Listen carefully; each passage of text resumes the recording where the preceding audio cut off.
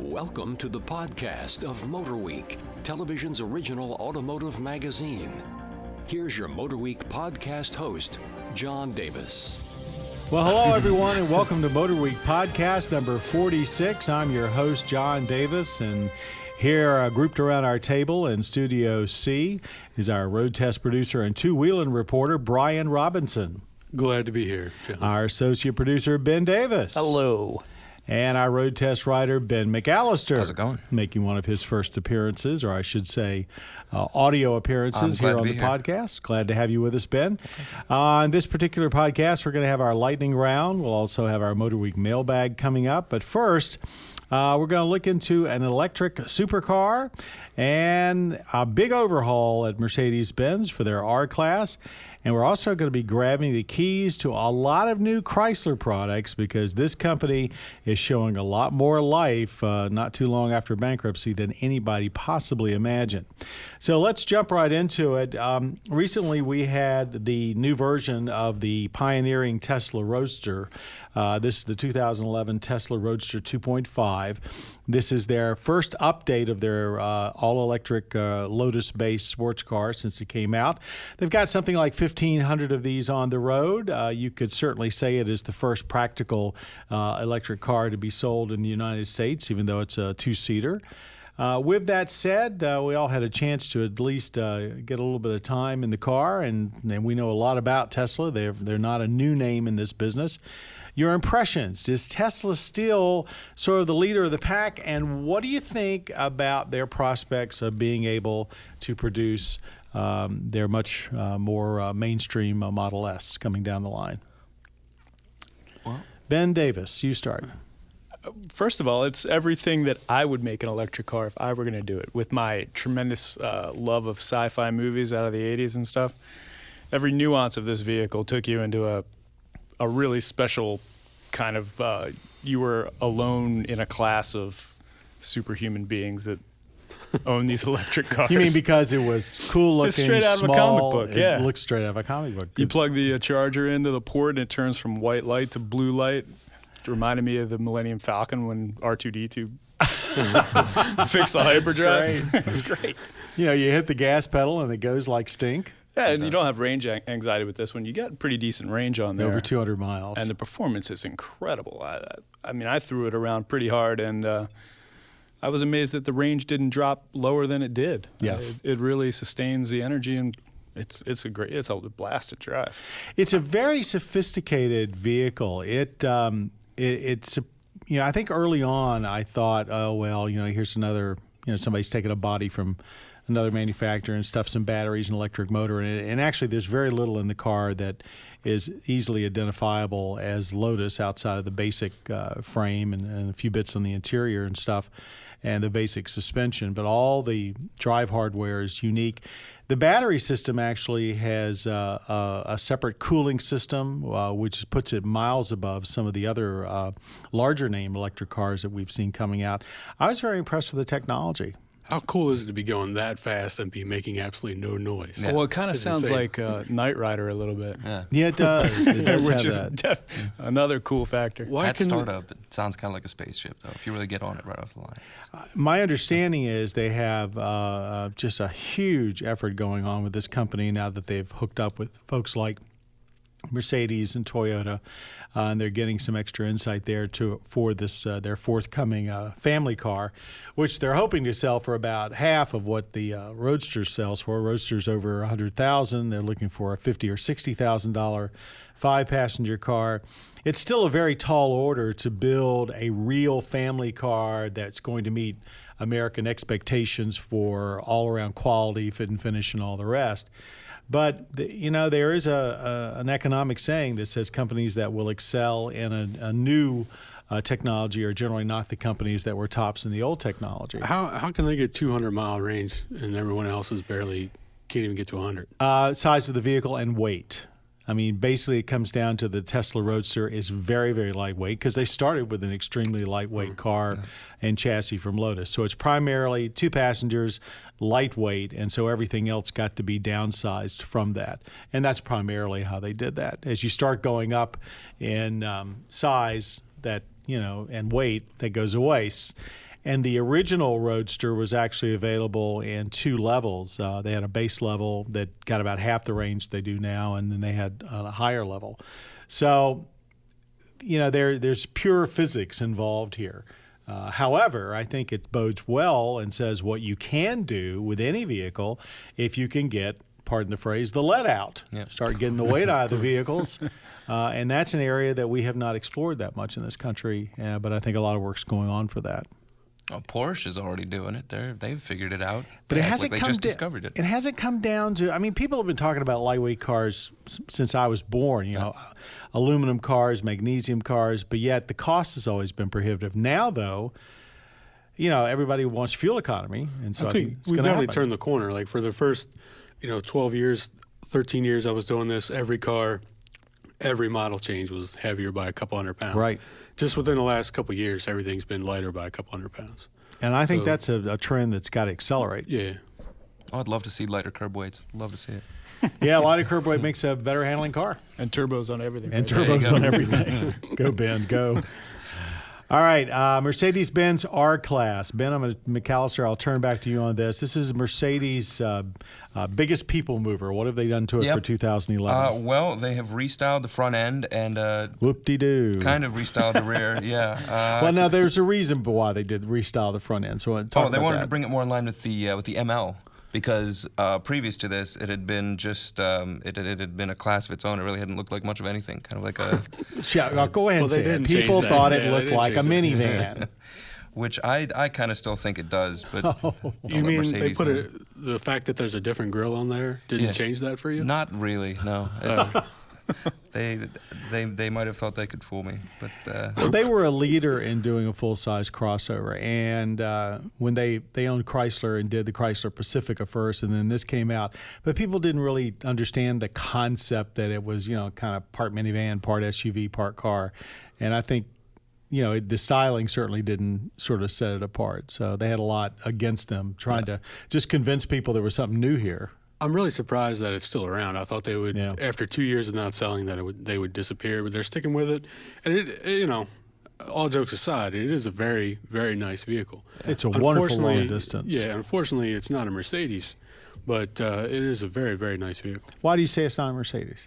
It's just not at all what I think of when I think about Mercedes-Benz, and I think Mercedes-Benz would probably even appreciate that. I mean, I don't think of a part minivan, part car, part SUV when I think of Mercedes, and if I had the money to buy that vehicle, I think I probably wouldn't. I think there's other vehicles that I would rather have. Its main competitor is the Q7. Would you? Which looks a lot more like an SUV, and which I think I would find more appealing. Mm-hmm. Mercedes has a broad face, though. You were saying when you hear Mercedes, you don't think of SUV or minivan, rather. But, I mean, we don't think, when we hear taxi cab, we don't think about Mercedes over here, but in Europe they do. It's and true. We say heavy truck, we don't think about Mercedes here. Unimog. There are some heavy commercial trucks over Well, here. there's a difference between a taxi cab, a heavy truck, and a minivan. But if anybody's going to do a minivan, and I'm going to buy one, I'm going to look at Mercedes. And get it with the Blue Tech turbo diesel V6 with 400 pound-feet of torque. That was pretty impressive. My only problem with all of these V6s that are turbo diesels coming out of Europe is the vehicles they're in are so heavy that you end up getting really not great fuel economy. I mean, 20, 21, 22 for after paying for all the money for a diesel. I mean, my GM crossover does that and a little bit better, and it doesn't have to deal with diesel fuel. So again, I think we were talking earlier about lightweight. They need to get the lead out of these vehicles. You start getting the weight down, these diesels are really going to perform. I'm a big diesel fan, but I'm not sure we've got the right vehicles here for them yet.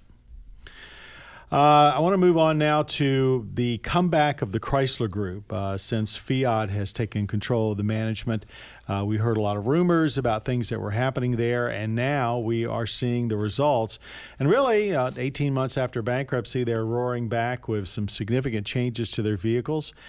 We've seen a great deal of their lineup. Even this week, there was another one unveiled. Who would like to start? What's your impression on the new Charger, the Challenger, the Chrysler 200, what they've done to the Wrangler, Durango, Journey, Grand Cherokee? Who wants to start? Well, they've all got new interiors, and the new 3.6-liter Pentastar V6 is going to figure very heavily. Let's talk about the new lineup. Interiors first, because that was an area that their products were sorely lacking. Yeah, and they've listened, and they've gone back, and they've done everything in soft touch, and it looks a lot better. It's a lot more pleasing to the eye. Grand Cherokee's miles ahead of the previous. Grand Cherokee is a very nice piece of work. That's one that's all new, though. Everything else is pretty much just an update. Is that correct? I mean, not... That's correct. Yeah. But you were just driving, Brian, you were just driving the new Journey. Dodge Journey, and you came back with some big impressions. I was very impressed with it. It's super comfortable, incredibly quiet. I couldn't believe how quiet they made it. And the interior is just, it went from a vehicle that I had absolutely no desire to be in to one that, you know, if I had to go on vacation today and drive across the country, is probably what I would pick. I mean, So they've done away with the rock hard armrests on the doors? Yeah, the whole new door panel, everything's soft touch. Looks a lot better, a lot cleaner. And a little bit of chrome inside, just enough to sort of set things off. The seams are tighter. I've seen the new interior that's in the new Town and Country. If you want to see a really bad interior, go look at the current Dodge Grand Caravan or Chrysler Town and Country. And now, when you see the 11 models, even though the gear shift's still sticking up there on the dash, it looks like a totally different vehicle. I mean, the shapes are the same, but just the execution is a million miles better. That makes a big difference. Makes a huge difference. I was pretty, since the bankruptcy, they haven't really told us what their plans are or what's going on. And then all of this has come out just recently, and they definitely went to work. They got a lot of cool stuff coming. I think. They took the Chrysler Sebring and basically they've redone both the sedan and we see the convertible soon. They've given it a new name. The changes there are so extensive. It's a beautiful car. Mm-hmm. It's much like the looks are a lot like the concept they showed at Detroit last year. That was nothing much more than a rebadged Lancia, but the end result of this is very attractive. How about I just saw yesterday the interior of the new Wrangler. Yeah, very nicely done. That's very nice. Impressions of the Grand Cherokee, their first all-new vehicle that's come out since this new management, even though it was designed under Mercedes ownership. Yeah, it's got a lot. It's a ML based, and they really brought all the ammunition to the table on this one with as far as sophisticated four-wheel drive systems go and air ride suspension. That's definitely what they need to compete against even some of the boutique brand European off-wheel vehicles like maybe Land Rover, Range Rover territory. And it's still available in a base model with all of that candy on it, and that's competent as well. And you can get a V8 in it. Yeah, you get a V8 where some of its rivals, like the new Ford Explorer, you can't. Very good. It's a terrific comeback for a company that has a history of engineering excellence and who had fallen on bad times in recent years. And I hope it all is very successful for them. It sure is going to be a lot more fun testing their cars than it has been recently. Yep. Okay, let's turn to our lightning round, where those around the table here have the opportunity to share their opinions on a topic making the headlines. We'll have sort of a discussion/debate for 2 minutes, and then when you hear the bell ring like that, it means we basically hush up and move on. But here is the issue. New rules have been proposed by the feds that would essentially require backup cameras to become standard safety features in all light-duty vehicles, meaning cars and trucks. The move is in response to dozens of cases of children being run over by family members. Is the government going too far, or is this a safety move that makes sense? Oh, man. You're going to make me start? Yeah, why not? You took the breath first. I have nothing against safety, but it's just ridiculous. I mean, it's going to add cost to every car. And, just because the fact that you're too busy to, put your phone down and turn around and look to see if there's a kid behind you doesn't mean everyone else should have to put backup cameras on their cars.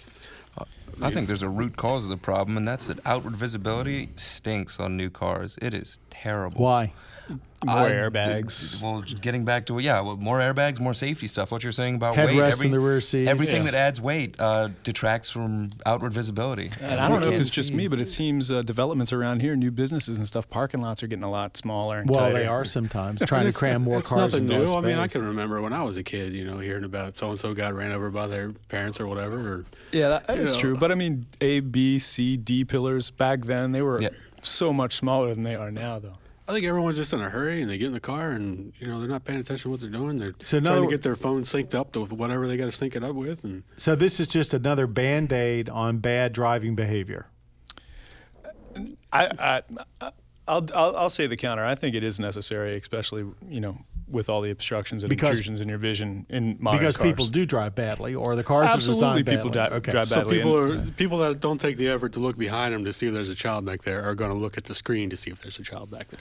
Well, maybe not so much the screen, but I do like I think Tundra, in the Toyota Tundra, when you didn't get the Highline audio, you could get the camera that showed up in the rearview mirror. And that's probably where most of them are going to I would imagine. It's not a huge cost adder, and people are going to look at that one more so. The one thing I have a neutral feeling about it. I drive a lot of larger vehicles, and I found it very useful. However, I will be the first to admit that I don't always turn around. You need to turn around, but they need to make sure they've got the lines in there, when they click on so you can see what the parameters are you're backing. But I don't know. It's similar to tire pressure monitoring, Did we really need it? But now we've got it. And we got to pay for it. Yeah. Yes. Okay, there was a great discussion. Let's move on now to the MotorWeek mailbag. And remember, if you want to submit a question for our podcast, go to our website at motorweek.org. And if you are chosen, you'll receive a free MotorWeek t-shirt. We've got one in the mail to Aaron. He's stationed at Cannon Air Force Base in New Mexico, and here's what he asked. I was wondering why the diesel cars in Europe get so much better mileage than the ones in the U.S.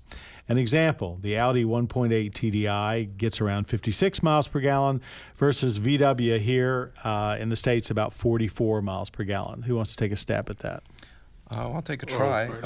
What I came up with is in Europe they use the imperial gallon, which is about 20% bigger than U.S. gallon. I think he's made the conversion for that. But okay, well, in that case, could be a factor. Right. That could be a factor that's imperial. Are gallon. These actual mileages, or are these like the recommended mileage, or the? They're actual mileages, I believe. That's very possible, Ben. I hadn't considered that. Maybe it is the imperial gallon. I didn't mean to stop you there. Because they do their mileage testing differently than we do as far as so I don't know if these are actual mileage. Have you ever been in a BMW? They have a gauge for it. It's always going the opposite of the way where you'd think it would go. Well, they do have a different consumption, They have a different cycle. I think their driving cycle is completely different. I believe their driving cycle is more continuous speed, where our driving cycle here is on again, off again, the throttle. Also, you got to remember here, the VW's got a 2-liter engine, so it's bigger. There's some other things that have to do with it, including the emissions. Well, all of these tests are done for emissions, but the U.S. numbers are artificially reduced. Remember, over the years, we've had at least 2 times where the government has artificially reduced all the numbers so that they're more in line with what people actually get. So we're not really seeing the real numbers, and we don't really know what they are. So I guess that we've got several reasons. As Ben said, the gallon may be different.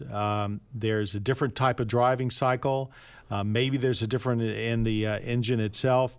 And there's a difference in the way that the numbers are calculated for public consumption. So that's a lot of stuff. Yeah, Aaron, good luck with Take your pick. Yeah, it's probably not as wide as 44. I don't think it's as wide as you think. And that brings to a close our MotorWeek podcast number 46. I want to thank everybody who's in the studio with me today. Brian Robinson, Ben Davis, also Ben McAllister. I'd like to thank our audio engineer, Brad Giardello, who's been with us today. Our podcast creator, Bob Mixter, and also our producer, Michelle Parker, the lady with the bell. Thanks very much for joining us on this podcast. Be sure to watch MotorWeek on your local public television station and also on Discovery HD Theater. Till next time, I'm John Davis. Thanks for joining us. You have been listening to the podcast of MotorWeek, television's original automotive magazine. For additional information on podcasts, videos, and showtimes, visit our website at motorweek.org. And watch MotorWeek, television's longest-running automotive magazine series each week on your local PBS station.